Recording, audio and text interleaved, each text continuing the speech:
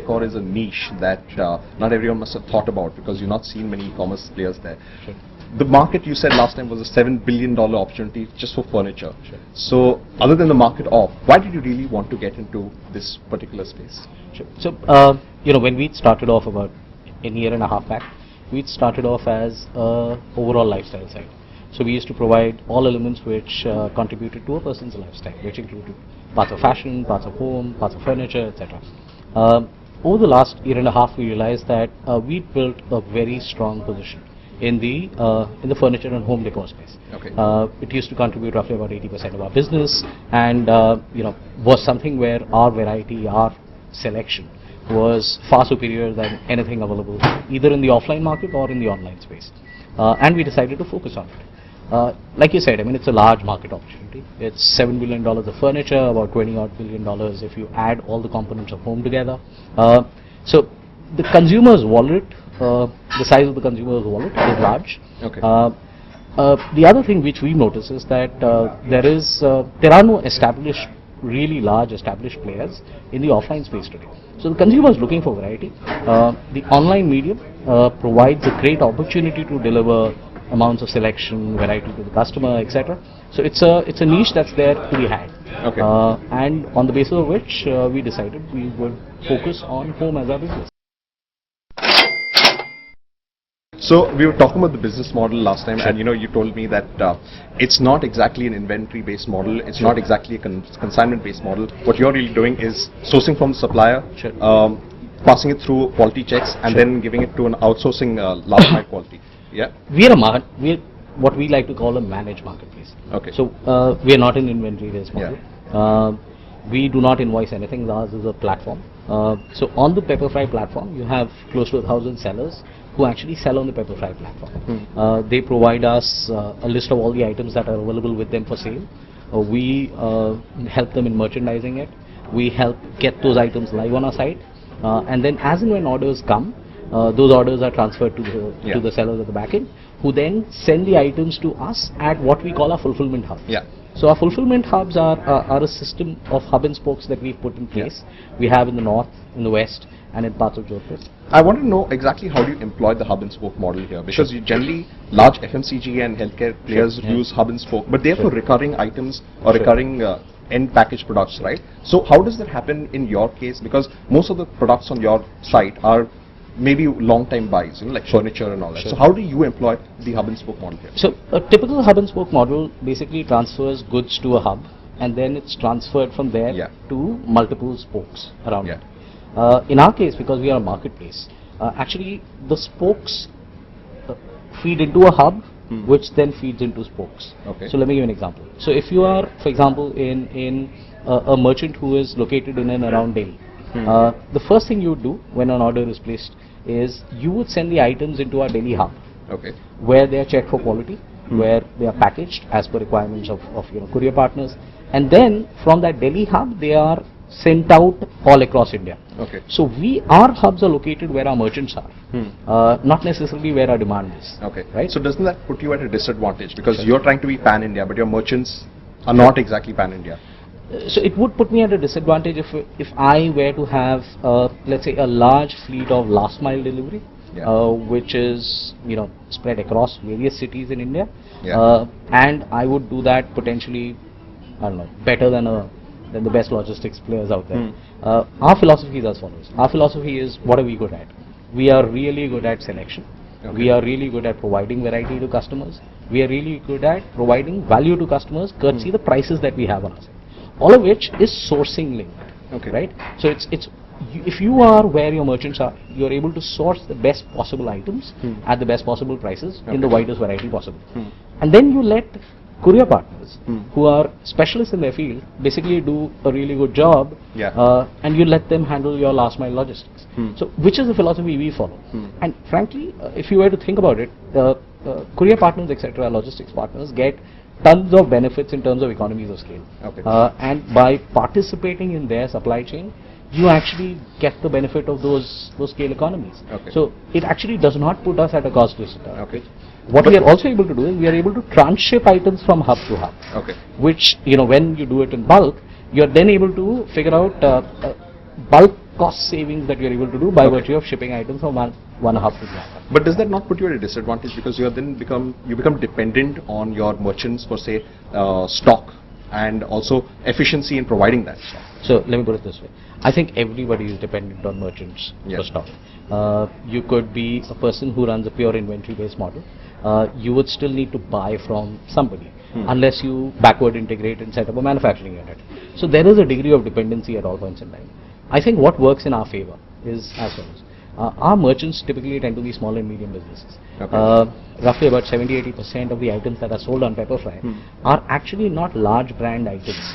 They are manufactured by craftsmen, by artisans, by small manufacturers, etc., who have, I think, a very strong knowledge of the product, a very strong knowledge of what they wish to deliver, and are able to give great value to us. And I think those three things are what customers really seek. The managed marketplace approach allows us to deliver that kind of value to customers. And therefore, if you were to ask me, I think it's a significant source of advantage, not a disadvantage at all. Run us through the pricing strategy of Pepperfry. So how does it really break up? You get a cut from the merchant itself for every transaction? But then you also spend on last mile and you also spend on so we make a commission from merchants on every transaction. That commission includes not only earnings that we would want to do, but expenses that we would incur in terms of marketing expenses, in terms of expenses towards last mile delivery, or onward shipments, etc. And that's built into the commission that we earn from the merchants. How are you able to provide the discounts and still keep a margin of the 27% that you were telling me last? Actually, so since we last chatted, our margin is now closer to 30. So two things as to why we are able to do it. One is, the categories we are in, there is a large margin spread that's available. Right? So the ticket size is also large? So the ticket size is large. Our average order values are upwards of 2,000 rupees, which would be roughly about 3 times, I think, the industry averages. The fact that we have less than 5% of our business coming from cash on delivery, 95% of our business actually is electronically paid, ensures we don't have issues with returns, etc. So therefore they don't erode margins, and therefore we are able to let's say use our margin available to deliver value to customers, which could be in the form of discounts that we offer out, or could be in the form of great delivery experiences, etc. So you save money in some places by following the right business practices, and you're able to, if you're able to use the money that you, therefore the margin that you gain, in order to deliver more value to customers, that's a great philosophy to have, and we have that philosophy. In January, you had crossed GMV of 100 crores, and with 45,000 SKUs on board, you've now targeted by the end of this year 100,000 SKUs. Do you think there'll be a linear proportionality in terms of GMV also? So I think the linearity will come from buyers who adopt our platform for products in the home segment, and it will come more from so it will come from first-time trial of buyers of our site. I see over the next 1-2 years, let's say a 12-month time frame, our business to be between 2 to 4x what it was in January. This is revenues of GMVs. This would be GMV. Right? So our GMV is the sales that we do. Our revenue is the commission that we earn, right? Because we are a marketplace. So in GMV terms, I see our business being between 2 to 4x in about a 12-month time frame. From where in revenue terms, would be roughly the same. They'll be slightly higher because hopefully we'll make more margins. We'll improve margins. All right. How much would that correlate in terms of transactions done per month? So, it would mean an annual run rate of about 2 million transactions. That would be about 150 to 200,000 transactions per month. Now, you had raised about 8 million from Norwest of this, and you told me the top priorities for that expenditure will be, one is to increase the number of fulfillment centers, and the second is on marketing. And marketing is one place where we've all been talking about why is Pepperfry not been so heavily on marketing. Just run us through how these two priorities are going to play out, and what is the deployment of cash there? So you will find us making significant investments in the fulfillment setup. What we would look to do is, so one of the things about Pepperfry is we are, my guess, 3 to 4 times the nearest competitor when it comes to the size of our furniture business.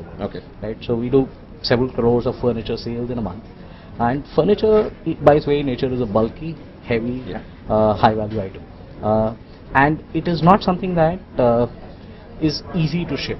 or Okay. easy to transport, and Yeah. it's not, it's not something that for which the channels are well established. It's not like sending a t-shirt, right?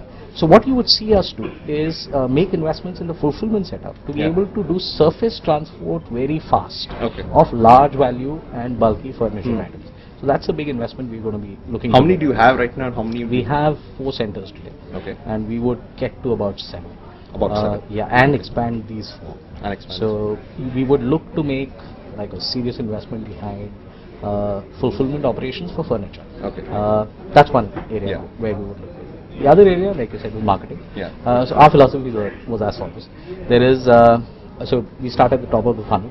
Top of the funnel is everybody who buys furniture or everybody who buys home items. Now that's everybody in India.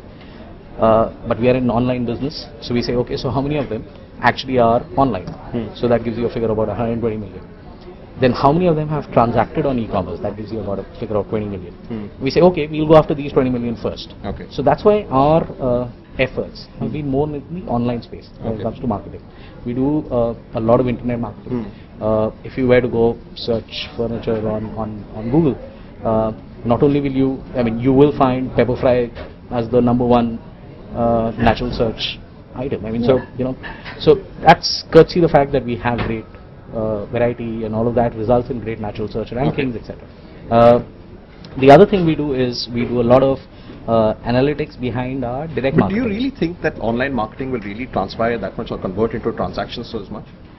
Because every other player is doing both, and there is a lot of emphasis and a lot of budgets on doing a TV program marketing. I think it's a question of once you identify your target segment, how many touch points do you wish to reach your target segment at?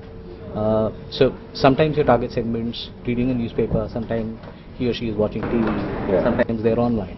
One of the things that we know of our segment, and our segment is slightly different from the rest of the e-commerce segments, and let me just, the difference comes from our audience, our target segment, as well as our customers, tend to be above the age of 25. Okay. They are typically in the household formation age. Yeah. So they are typically between 25 to 45. They actually have higher income levels and tend to have a higher education level as compared to, for example, a buyer of fashion products online. These people spend a lot of their time online. Okay. So if you are out there looking for eyeballs and you have a online heavy marketing mix, odds are you will get those eyeballs for this particular segment through an online only plug. Okay.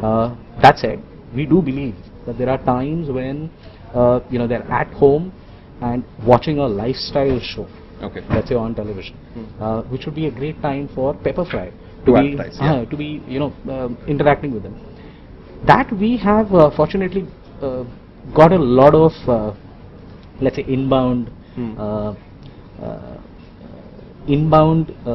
promotional requests, if I may use it, wherein we have tied up with NDTV Good Times, who feature Pepperfry furniture in their makeover shows on a regular basis. We get a lot of, we have lots of fans in BBC Good Homes, and they love our furniture. They've bought it. They're our customers, and so they offered up an opportunity for us to tie up with them. So is that another way of saying that you don't have to go as aggressive or as aggressive as most of the other players? I don't think the question, we would love to be aggressive on where our ROI on offline spends is highest. So if you were to ask me, even if we were to do an offline campaign, and we will, and that's in the pipeline, you wouldn't see us doing a Star Plus based campaign. You would see us doing a Star World dominated campaign, because that's the nature of our scale. You also said, that the next time you raise funding would be the last time you raise funding, because you hope in the next 12 months that you should break even. Yeah. I just want to get an idea of how you're going to break even, because we haven't seen many of the large e-commerce players, even though the revenues are skyrocketing, they're having problems with profitability, and they've done a lot more on, say, marketing and all. Is that one of the biggest expenditures? That's why. But how are you going to break even? So marketing is a great investment. I think anybody who makes an investment in marketing is doing it for the longer term good of their business. I think in order to break even, there are 2 things you need to do. One is you need to ensure that your overall cost base is low. So what you today spend needs to be. So I'm sorry, I'm from Delhi, and one of the sayings in Delhi is you should always spread your legs only as long as your blanket is. Right? So you should always keep your cost base in control. Once you keep your cost base in control, you got half the battle won. Achieved. The other half of the battle is, are you making a significant amount of money every time you sell an item? Okay. Net of all the costs you incur, Hmm. all of the direct costs that you incur in selling an item, which means effectively your contribution, right? Okay. Every time you sell. So what you got to also ensure is that your contribution keeps going up. At some point in time, the contribution that you make every time you sell an item will set off against all of the costs you incur on a fixed cost basis. In our case, the good news is our contribution margins keep improving. Our cost base is really low. Okay.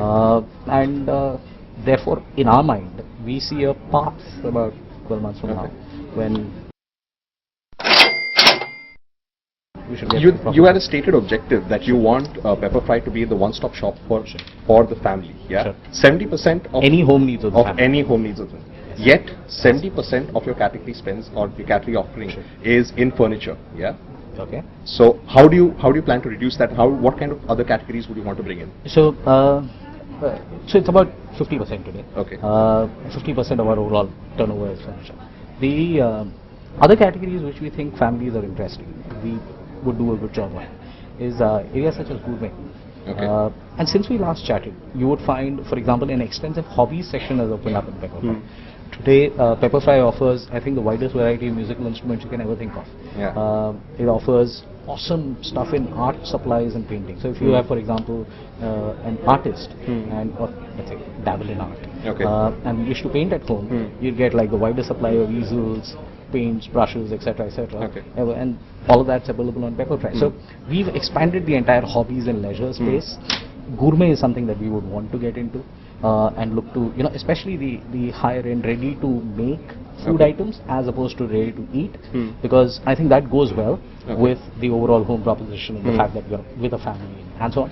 So that's the other area we want to expand into. And of course, we're seeing a lot of good organic growth in all of our current categories. You were talking also about becoming a bulk supplier, for many of these, because furniture is something that many builders would want to care about as furnished apartments. Gyms are there, you can provide gym equipment. There are many such customers there who would want it bulk. You said that you would want to start this category of bulk supplies within 2-3 months. Where are you on that, and how are you going to do that? We've reached out to a lot of folks, Okay. And they've shown a lot of interest in, especially architects, etc., who would wish to, showcase our products to people who come to them and say that they wish to design their houses. So, we're in the process of having those conversations. A few of those tie-ups are already in place, and you should begin to see Pepperfry furniture in interesting places, houses of the rich and famous soon. Okay, so so what kind of opportunity or market space is that? Revenue generator. So it's I think it's a large volume generator. In what amounts could we see? Or what amounts are you expecting? So our guess is that could add roughly about 30 to 40% of growth over the 1 year period. Over the 1 year. Yeah. I'd like to end this interview with something you told me last time, is that, in this period of consolidation within the e-commerce space, we've already started seeing many of these things happening. You said that you would be interested to, to exit the business if you got the right valuation. The question I want to ask you is, what would that valuation be? No, if I might say so, I said I would be exiting the business only if I got the right valuation. Yeah. Our goal is to build a great business. Okay. And if, for example, over a 12-month period, we get to become a profitable business, okay, then the choice of when we exit is up to us. Okay. Right? Because we are making money every month. And that's what we want to get to. That's our goal. And then you had asked me as to, but would you? Yeah. And I said, yeah, if the price is right, I would. But I don't know that prices. Okay. I think the price would be really attractive the moment you're a business that makes money. Okay. And therefore our goal is to be a business that makes money. All right. On that note, Ambareesh Murty, thank you. Thank you very much.